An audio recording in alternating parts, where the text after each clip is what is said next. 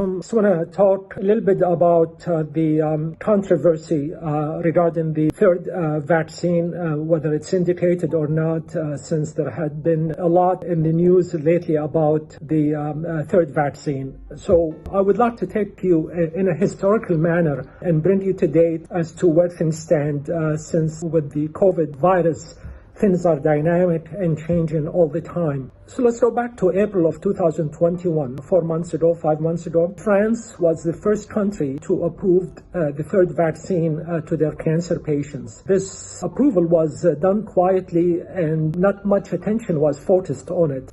Fast forward to late June 25th. At that point in time, several papers have been published, including a major paper in the Annals of Internal Medicine. That paper specifically looked at solid organ transplant patients, but they postulated, they looked at their immunogenicity following two vaccines.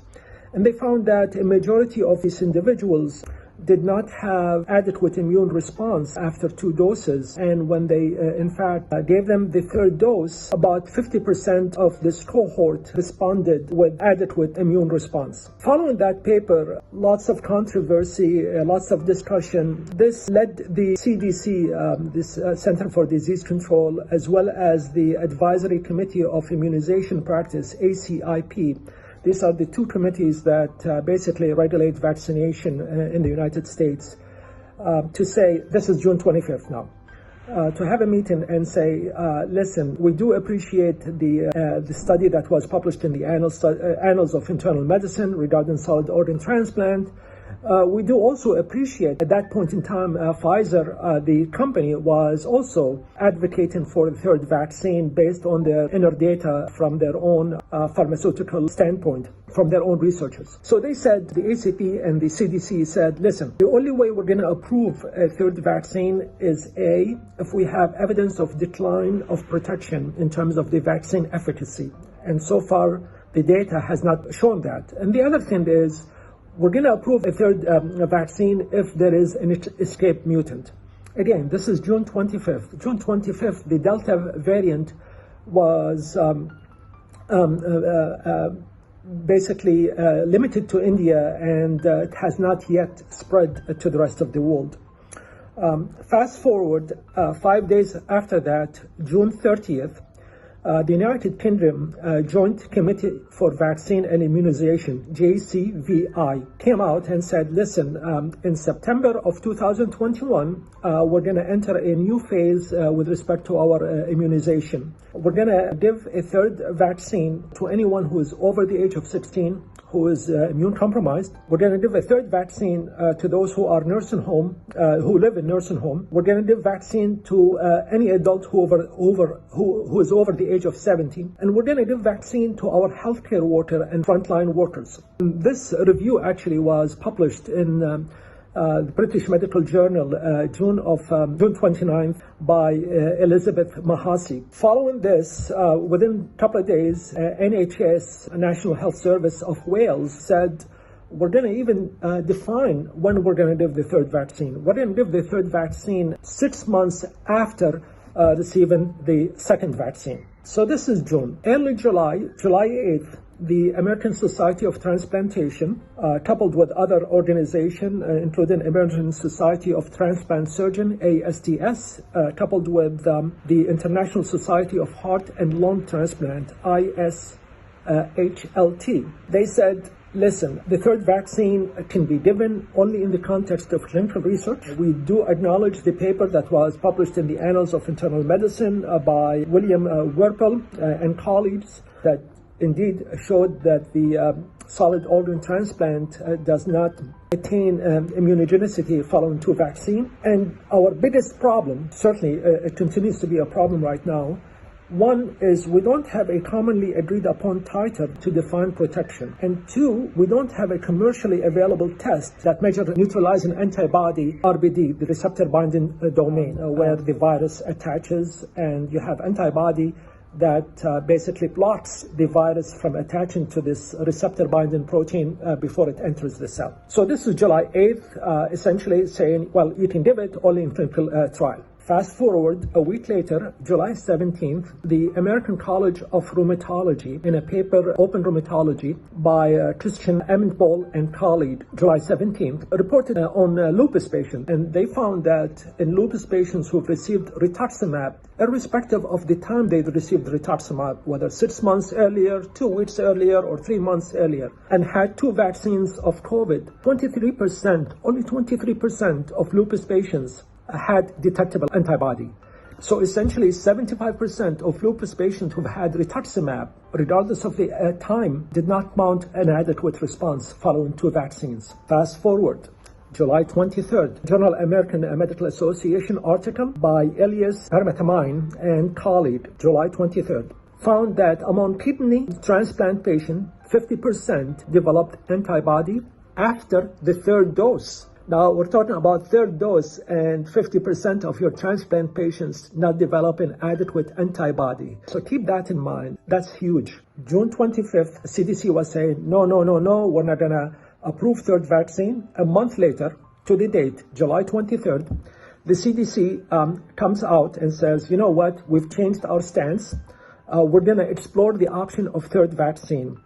And what drove this data was the following. The CDC tracks all breakthrough infection following 2 vaccines. They track only severe and critical disease. They don't track mild and moderate disease. What they found that a breakthrough infection among 164 million Americans who've received 2 vaccines, there was about 7,500 who had breakthrough infection characterized by severe or critical disease. So it's a small proportion. However, this is the key. 74% of those 7,500 were older than the age 65. 1,500 of those 7,500 perished, died from an infection, even though they've had 2 vaccines.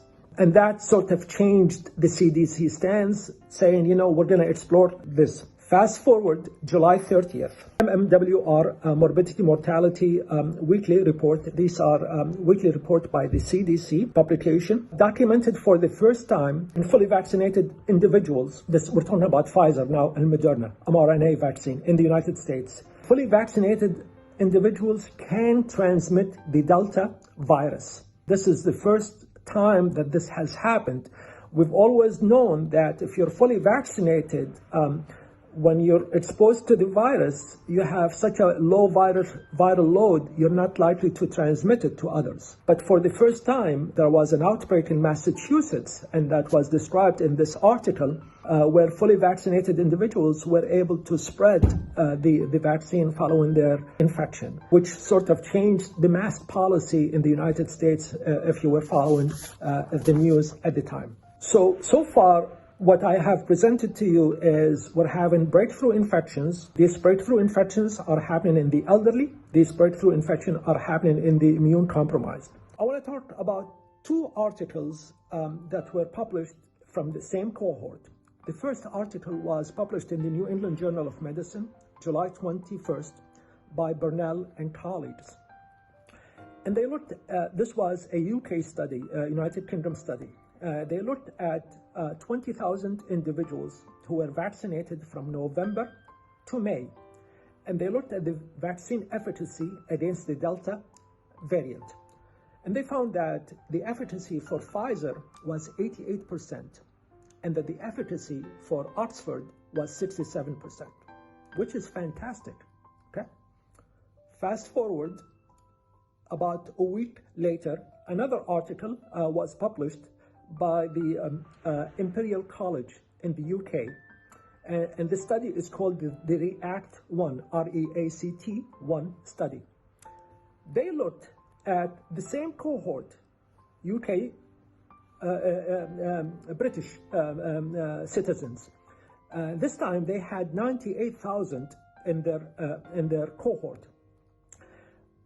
But remember, the Burnell study looked at the period from November to May. The REACT study by the Imperial College looked at the period from June 28th to July 12th. And then they found that the vaccine efficacy was only 59%. So what happened? We're studying the same group, same cohort. One study is telling me I have a vaccine efficacy for Oxford 67% and Pfizer at 88%. And then I have another study that is telling me I have a vaccine efficacy that had fallen to 59% against the Delta variant. So why the discrepancy? The discrepancy is this. If you were vaccinated back in November or December or January, okay, your immunogenicity lasted you, protected you for about 5, 6, 7 months. And as the immunity threshold is decreased, okay, June, July, you're more likely to be infected, even if you're fully immune. And hence one can extrapolate from this is that the more time that passes by, the lesser your immunity. That immunity is not sustained. And that is the impetus as to, should we really look at a third dose for this? Having said this, I am compelled to say this. Even today, with the Delta variant, if you're fully vaccinated, you have eightfold reduction in developing severe disease.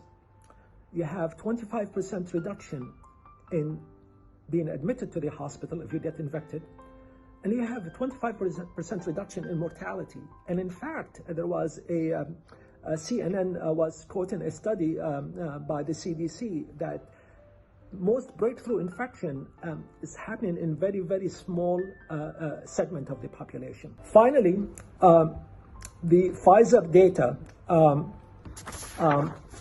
again, this is pharmaceutical data, so you have to look at it with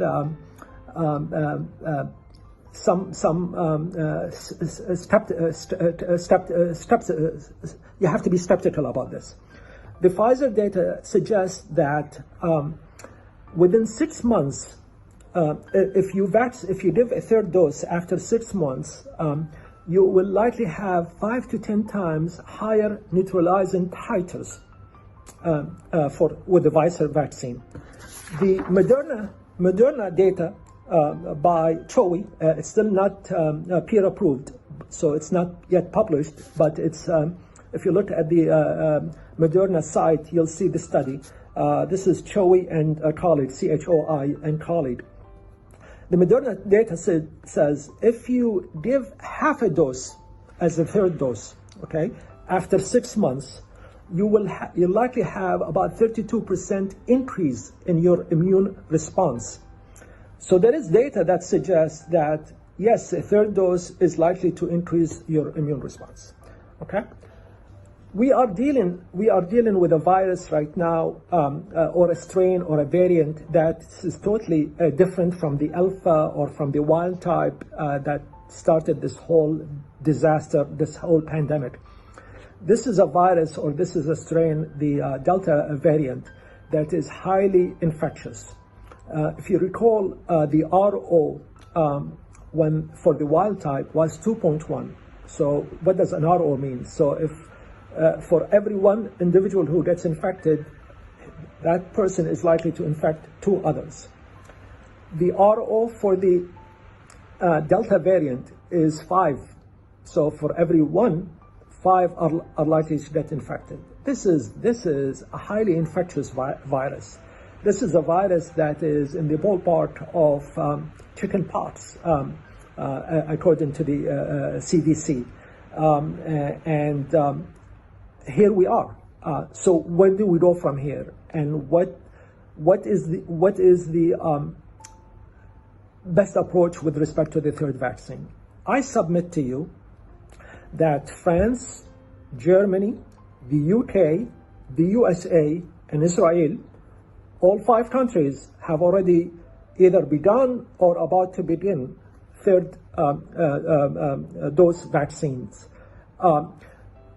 But we have the WHO, who came about 2 weeks ago and said, listen, there is a huge discrepancy and inequity between rich countries and less developed countries. And unless the world vaccinate everyone, we're going to be in the same position come 5 months from now or 6 months from now. In part, we're going to deal with another mutant. We're going to deal with another variant that is highly infectious. And we're going to be in the same position that we are in today, discussing whether we need a fourth vaccine, will a fifth vaccine, will a sixth vaccine. And that is a well thought out point, is how do we balance between protecting our own versus protecting the world? Because the issue, protecting our own is not going to solve the pandemic.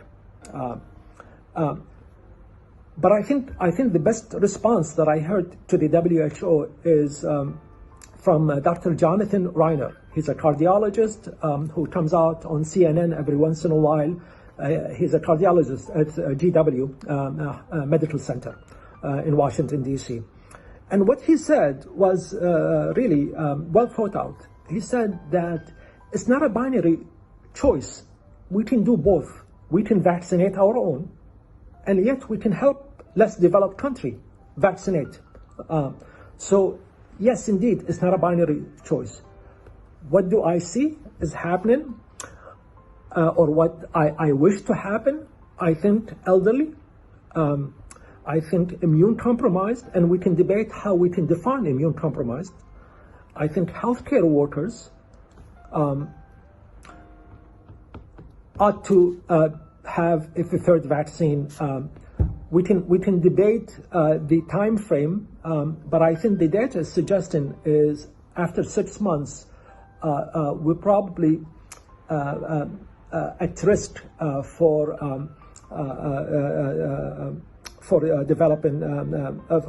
developing disease, and a third vaccine may help boost our immunity to fight off the disease. Does everyone need it?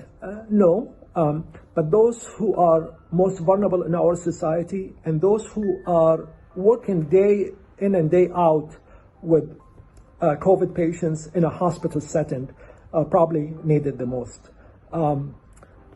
What's going to happen tomorrow, 2 months from now, 3 months from now, who knows?